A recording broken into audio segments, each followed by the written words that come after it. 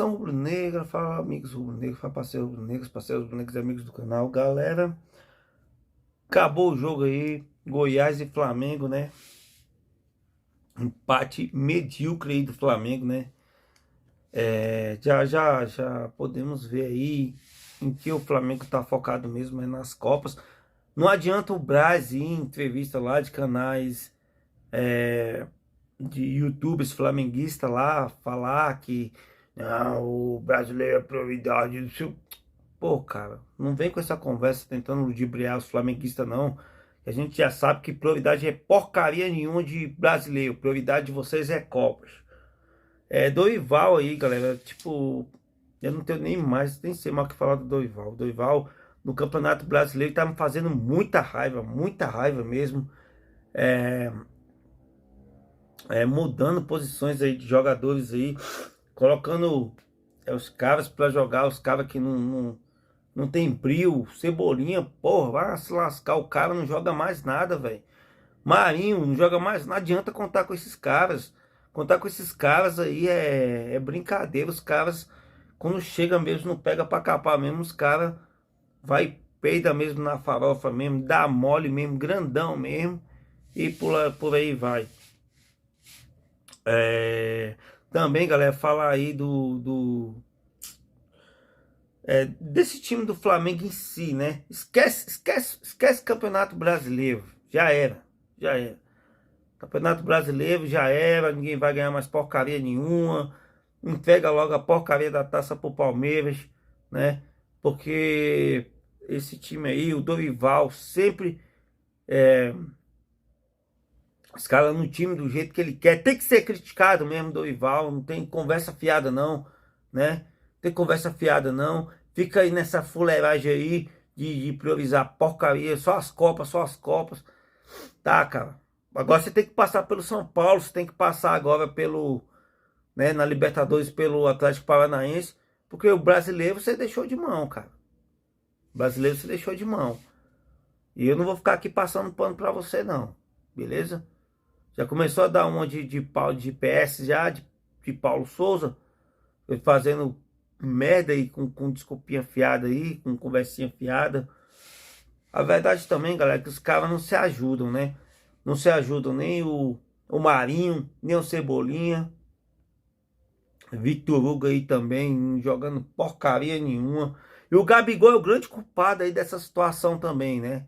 O Gabigol que, pô, o cara não sabe ficar um jogo sem tomar cartão. Agora você vai lá pra porcaria lá da semifinal lá contra o São Paulo, né, da Copa do Brasil, cara, vai tomar lá cartão amarelo lá, criar confusão lá e deixar o time desfalcado de novo. Tá vendo que o time não tem atacante, cara? Os caras não jogam. Cebolinha não joga, tá jogando porcaria nenhuma. Marinho coloca o queixo aqui no peito e sai correndo igual um maluco. Não olha nem pra frente. Os caras totalmente ruim de entrosamento, não sabe chutar uma porcaria de uma bola. Pô, cara, eu tô muito triste aí. Eu já entreguei já esse campeonato brasileiro aí, né? Não tem mais nada a falar aí a respeito disso aí, né? Os caras, já que vocês querem entregar o Campeonato Brasileiro, não fica convocando a torcida para assistir jogo dessa porcaria desse campeonato, mas não, cara. Quer apoio da torcida lá só para ganhar dinheiro de ingresso e enganando o torcedor, pô? Que ninguém entregou nada, a gente tá com tudo aí no campeonato, tá tudo no Campeonato Brasileiro, Marco Braz, vai te lascar pra lá, porra, também você, cara. Fica com conversinha fiada aí no YouTube aí e na hora do time jogar, não joga. Cara, colocar aí uns cortes de vídeo aí, eu tô puto hoje aí já. Muito frustrante aí, é broxante, é vexatório. Alguns jogos do Flamengo e o Dorival, acorda, cara, abre teu olho, cara. Não é porque você tá chegando nas Copas aí que você tá com essa moral toda, não. Começa a fazer raiva aí pro torcedor flamenguista aí. Igual esses outros imbecis fizeram aí. Você vai acabar saindo logo, logo também. Boa noite a todos, fiquem com Deus, abraço, até mais. Do jogo, dos nossos comentaristas, eu tiro duas lições, né? Dois resumos. O Goiás muito bem, 5 jogos sem perder, mesmo empatando hoje, não ultrapassando o América, não chegando ainda ao G8, tem tempo para isso, ao que tudo indica. O G6 vai virar G8 no campeonato, mas um clube dolorido, né? Pelo acontecimento citado por você na abertura do programa, a morte do Ailê Pinheiro, o maior dirigente da história do Goiás, na última quarta-feira, primeiro jogo, né, após o acontecimento, e ainda assim organizado, um time com a menor folha salarial, em plena recuperação, vencesse hoje teria a melhor campanha do retorno ao lado do Internacional, e muito distante já da zona do rebaixamento, ao que tudo indica, o Goiás vai se manter na primeira divisão. Do outro lado, o Flamengo, que poupa mais de meio time de novo e paga um preço, né? Como já tinha pagado no Maracanã contra o Ceará. Eu não vejo nenhuma equipe no mundo, Roger, Lédio, que passe impune a tantas alterações. Se você poupar jogadores pontuais é uma história, você poupar mais de meio time é outra completamente diferente. Boa noite, amigos. Boa noite, Guga, pessoal do Troca aí, Igor, Pedro, Mansur, Led que tá com a gente, pessoal que tá acompanhando o Troca de Passes. Não é mais ou menos por aí, o Flamengo mostra para todo mundo que não tem muita intenção de brigar lá em cima no Campeonato Brasileiro, né? Em alguns recortes do campeonato a gente até entende a opção por mesclar o time, por ter um time alternativo, mas em outros momentos a gente enxerga, pelo menos na nossa avaliação, que dá para ir com força máxima, né? Você entendendo o que a temporada tá te colocando à disposição. E esse jogo contra o Goiás e o jogo contra o Ceará, na minha opinião, eram jogos para que o Flamengo tivesse o melhor em campo. Até porque tinha uma classificação muito bem encaminhada contra o Vélez e tem uma classificação muito bem encaminhada contra o São Paulo. Contra o São Paulo um pouco menos, nesse jogo próximo de meio de semana, na quarta-feira, pela Copa do Brasil. Tirando isso, vamos falar especificamente do jogo. O Goiás segue numa toada muito boa. Tem um time muito equilibrado. Já Ventura hoje encontra soluções ofensivas. É um time bem distribuído. Repete o time pela terceira vez. Vem numa sequência de 4 jogos invictos, né? Time empatado, 1 e 3 vitórias consecutivas contra o Atlético Mineiro, contra Santos fora de casa e o clássico contra o Atlético Goianiense. E hoje novamente faz um bom jogo, né? Toreou o Flamengo, tirou os espaços. Foi um time muito bem na parte defensiva e com opções ofensivas para saída em velocidade no primeiro tempo. A principal delas, o da Belmonte. O Pedro Raul fazendo mais uma vez um grande jogo de sustentação, de aproximação, buscando quem passa em velocidade, se posicionando muito bem dentro da área. E o Flamengo, com volume, foi um time equilibrado também, com volume ofensivo, mas que pecou nas ações individuais dos principais jogadores que estiveram em campo. Everton Ribeiro bem, mas esse aí, o Vidal, para mim, fez a pior apresentação com a camisa do Flamengo até o momento. Everton, Cebolinha, um primeiro tempo muito ruim. No segundo tempo ele até que cresceu, mas depois foi substituído. E o Marinho do lado direito, que pouco funcionou. Então o Flamengo tem o volume, tem as principais ações, mas não incomodou o Goiás com ações ou com finalizações perigosas, porque a sua parte ofensiva pecou muito na ação individual. E o Goiás foi ganhando tempo, foi tirando o Flamengo do seu posicionamento mais ideal, e nesse momento você vê que o Pedro Raul foge da ação do Davi Luiz, encontra o Mateuzinho, domina, sustenta e dá o gol para o Dieguinho fazer 1-0. Depois disso, logo o Flamengo respondeu numa bola parada, e eu acho que o resultado foi justo, porque tanto o Goiás quanto o Flamengo tiveram uma estratégia, jogaram em cima dela, e eu acho que o jogo foi muito equilibrado, Led. Eu acho que... Olá, boa noite, amigos. Eu acho que o resultado foi justo também. O primeiro ponto, né, sobre o Goiás. O trabalho do Jair é muito bom, né? Porque ele conseguiu achar o time está sólido, está consistente, ele se defende muito bem, ele bloqueia muito bem os espaços e ele tem saída. Ele tem soluções ofensivas. Evidentemente não são maravilhosas, mas tem funcionado, tem dado boas opções de jogo, de saída de jogo para o Goiás. Então o Goiás não joga só entrincheirado, entendeu? Com 2 linhas de 4, ou às vezes com uma linha de 5, não. Ele vai para o jogo, ele tenta espetar o adversário como conseguiu hoje contra o Flamengo. com o Dieguinho, com o Pedro Raul fazendo um grande jogo, com o Dadá Belmonte no primeiro tempo, depois saiu machucado, com o Vinícius enquanto teve fôlego. E ele não tem muito elenco, né? Ele não tem muitas opções. Então ele achou o time com um elenco muito pouco, que dá poucas soluções para ele, alternativas para ele. Então é um mérito do Jair Ventura. O trabalho dele é muito bom no Goiás, não só pela tabela de classificação, pelo desempenho do time e pelo que ele tem para apresentar. Ele tem poucas opções. Ele vai ver a janela do Goiás agora, foi muito pequena de reforços. Já essa questão do Dorival, eu acho que hoje ele poderia ter saído um pouquinho da estratégia dele e arriscado pelo menos botar o Arrascaeta lá do Everton Ribeiro. Que o Flamengo abriu mão, não. Ele não tinha, por suspensão, 48 gols em campo.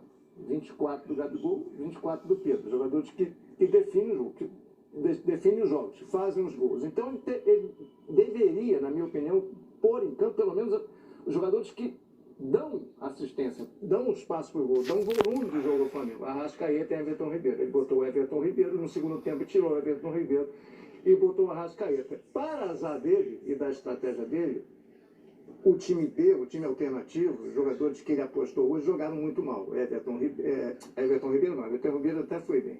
Cebolinha, Marinho, Vidal, concordo com o Roger, fez o pior jogo. E mais grave, na minha opinião, do Dorival, enfim, que ele tem a estratégia dele, a gente tem que respeitar, mas acho que o mais grave é que ele hoje improvisou.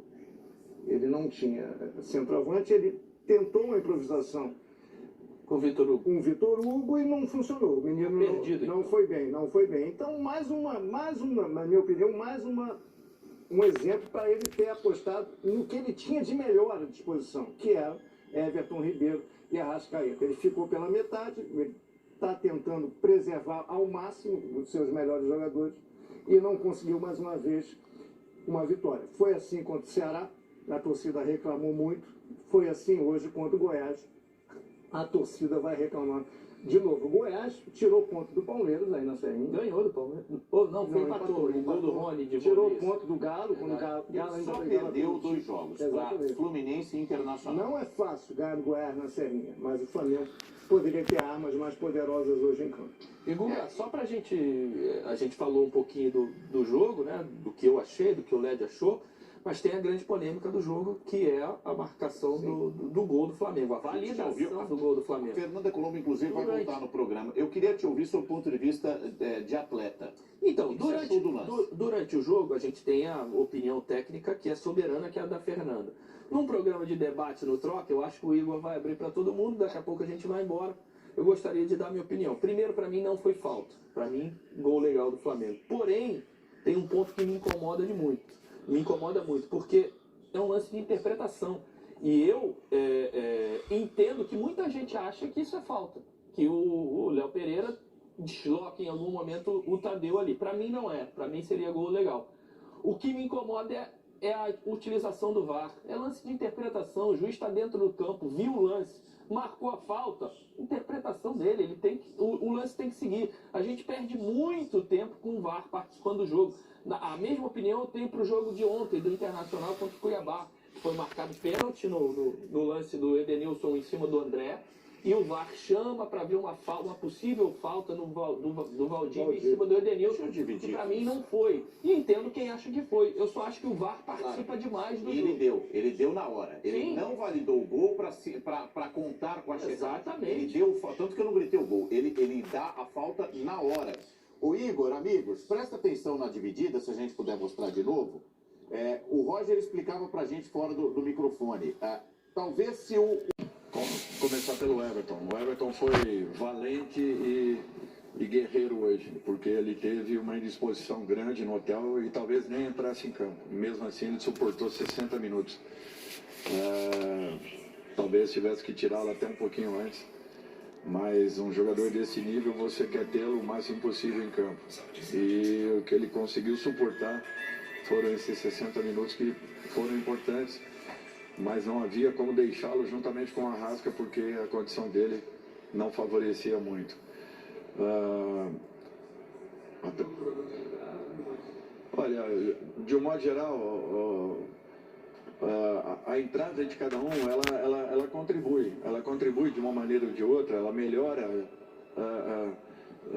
em muitos momentos, ela melhora alguns quesitos, outros não.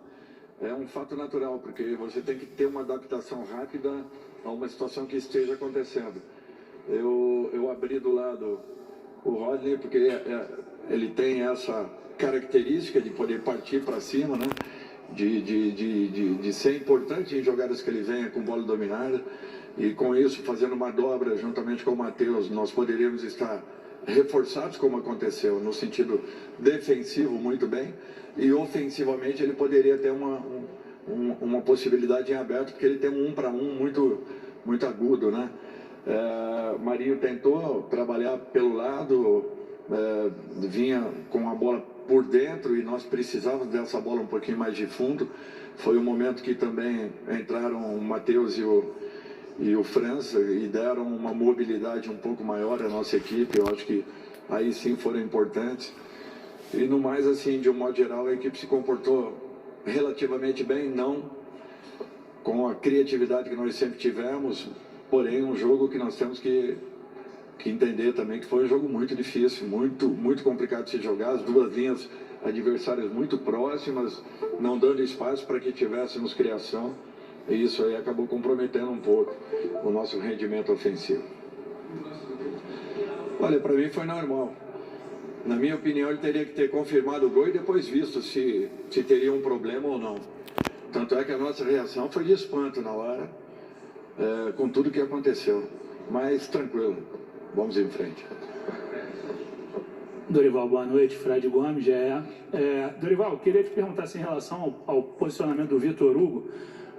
Eu acho que ficou claro, não sei para você, que o Flamengo sofreu por falta de referência também ali na área. Queria saber se você tinha a ideia de tê-lo um pouquinho mais à frente, porque a gente viu ele voltando muito para construir por dentro. E assim, te perguntar também em relação à arbitragem, porque você sempre foi um profissional muito contido, muito educado, e hoje eu vi você até saltando numa bola que o Vidal lançou e o juiz mandou voltar, ele mandou voltar alguns lances. Teve essa... Como é que vocês tiveram a impressão, o banco do Flamengo ali em relação à arbitragem? E mais uma vez, lembrando a questão do Vitor Hugo, questão de referência, por favor. Olha, o que nós queríamos com o Vitor é uma característica que ele tem. Ele sai bem da marcação, ele flutua muito bem e ao mesmo tempo ele se faz presente na área. O Vitor tem essa característica. Como nós trabalhamos com o Matheus muito pouco tempo, em razão da saída do Lázaro agora, praticamente em cima, eles estavam disputando finais de competição. O Matheus, o França, o Peterson, enfim, eles estavam em finais de competição, então eles trabalharam muito pouco com a gente. Eu achei muito arriscado naquele momento já entrar com o Matheus, já que ele havia feito poucos trabalhos. A característica do Vitor, ela poderia ter preenchido, desde que nós conseguíssemos chegar pelos lados do campo, como sempre chegamos, com jogadas de combinação, e aí sim o Vitor seria importante, porque ele tem cabeceio, ele tem definição, ele bate muito bem, ele protege, ele escora, ele segura, ele sustenta. É um jogador que tem tudo para que também possa, de repente, em uma necessidade, se estabelecer nessa função. Mas acabou não acontecendo como pensávamos, o que eu falei anteriormente. O Goiás tinha duas linhas muito próximas, estavam muito difíceis de serem infiltradas. E com isso nós transitávamos bolas, não tínhamos a paciência suficiente e procurávamos uma jogada por dentro, que era onde eles estavam muito bem congestionados, muito bem armados, muito bem posicionados, e a partir dali uma retomada de bola passava a ficar um jogo a caráter daquilo que eles sempre fizeram. Então nós tínhamos que ter muito cuidado com isso. Segundo tempo nós melhoramos esse trânsito de bola na frente da área adversária, porém não fomos tão agudos quanto já fomos em outros momentos. E com isso deixamos de ter as jogadas em quantidade que nós sempre fizemos com outros adversários, e com isso seria talvez, e o diferencial do Vitor seria mostrado nesse sentido. Se as bolas chegassem pelos lados e houvessem os cruzamentos, com as infiltrações, as movimentações e a presença do Vitor aí sim lá dentro. Como nós não tivemos essas jogadas pelas laterais do campo, principalmente não só com os laterais, mas pelas laterais do campo, o que envolve atacantes e meias, infelizmente, ele ficou com uma função restrita em razão da própria condição que apresentamos. Tá aí o